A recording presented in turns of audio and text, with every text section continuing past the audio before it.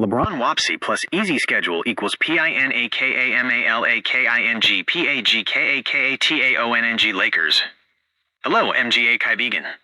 Kumusta na kayo? Sana nasa mabuti kayong kalagayan. Ngayon, may dala akong analysis na pwedeng magpabago sa buong season ng Lakers. Kung ikaw ay isang Lakers fan o sumusubaybay sa NBA, hindi mo pwedeng skip ang video na ito. Dahil ang ibabahagi ko, ito ang magdidikta sa magiging kinabukasan ng Lakers sa susunod na 12 laro. Kaya maghanda na, isang mahaba, matindi, at punong-puno ng drama na breakdown ng paparating.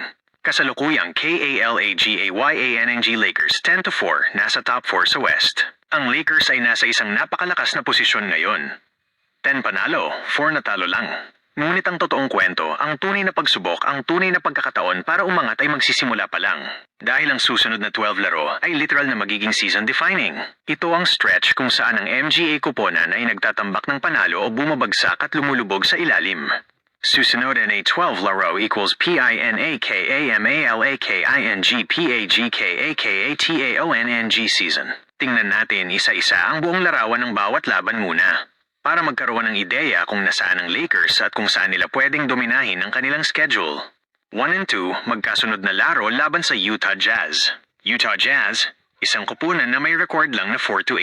Hindi gumagana ang depensa, hindi nagkiklik ang opensa at walang suporta mula sa bench. Kailangan na mapanalunan ng Lakers ang dalawang laban na ito.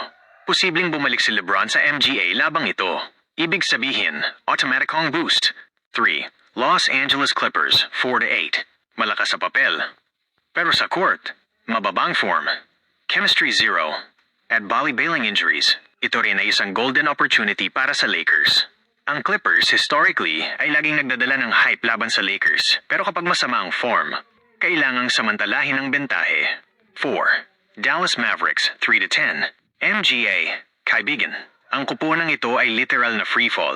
May MGA stars sa papel, NG unit ang buong istruktura ay bumagsak na. Ito ang laban kung saan pwedeng i-inflate ng Lakers ang score at mag-build ng confidence.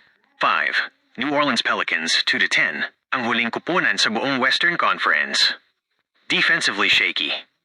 Offensively confused. Kung madulas ang Lakers dito, guguluhin ito ang buong fanbase. Pero ang totoo, ito ay must-win, walang dahilan. Pansin, dito magiging mas mahirap ang schedule. Dito nagkakaroon ng twist ang kwento. 6. Phoenix Suns 8-5. Ang record ay decent NG unit, ang kanilang star scorer na si Jalen Green ay injured. Alam nating nagkakaroon ng struggle ang kanilang offense nang wala si Green. Ito ay advantage para sa Lakers. Dito sila makakakuha ng statement win. 7.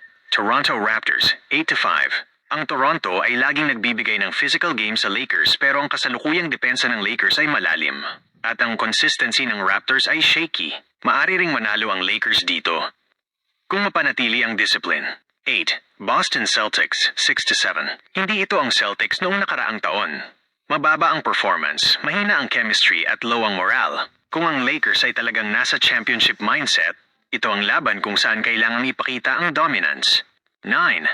Philadelphia 76ers 7-5. Tiyak na tough match ito, NG unit may malaking kahinaan. Injuries, paulit-ulit na wala si Joel Embiid. Unfit si Paul George. At unstable ang rotation. Kung magiging disciplined ang Lakers dito, posible ang panalo. Huling 3 laro, Jazz, Clippers, Suns. Ang tatlong ito ay rematches, at ang rematches ay laging dangerous. Ang MGA kupunan ay nagdadala ng MGA adjustment. Ngunit kung nanalo na ang Lakers sa MGA unang encounter, ang momentum ay nasa kanila. Ang tatlong laban na ito ay pwedeng magbigay sa Lakers ng 10+ panalo sa 12 o sirain ang buong winning streak. Pagbalik ni LeBron equals full power mode. Ang pagbabalik ni LeBron James, ito ang pinakamalaking X-factor sa buong schedule na ito. Sa sandaling bumalik siya sa lineup, checkmark bubuti ang spacing ng team. Checkmark magiging fluent ang offense. Checkmark bababa ang pressure kay AD. Checkmark magiging confident ang MGA role players. Checkmark bubuti ang finishing sa clutch time. Ang 12 laban na ito ay hindi lang tungkol sa panalo. Magdedesisyon ito sa playoff seeding. Malaking tanong. At ito ay para sa IYO. MGA, kaibigan. Sa lahat ng binali-baling bahagi, breakdown natin. Malinaw na nakikita. Ito ang pinakamadali at pinakamahalagang schedule ng Lakers. Kung hindi sila makakakuha ng 8-10 panalo dito, maaring maging napakahirap ng kinabukasan. Dahil pagkatapos ng easy run na ito, dating na ang hard schedule laban sa top 6 teams. Ngayon, sabihin mo, Talaga bang kayang mag-clean sweep ng Lakers sa susunod na 12 laban at gumawa ng 14-game win streak? O sa tingin mo, anong laban ang pwedeng makasira sa kanilang winning streak? Siguraduhin isulat ang iyong opinion sa comment. Babasa at sasagutin ko mismo ang inyong MGA comments. At kung nagugustuhan mo ang ganitong malalim, luhikal at fact-based na NBA analysis. Kung gayon, I subscribe at pindutin ang bell icon. Dahil sa MGA susunod na video, gagawin din natin ang ganitong breakdown para sa ibang MGA kuponan. At maniwala ka, ayaw mong mamiss yun.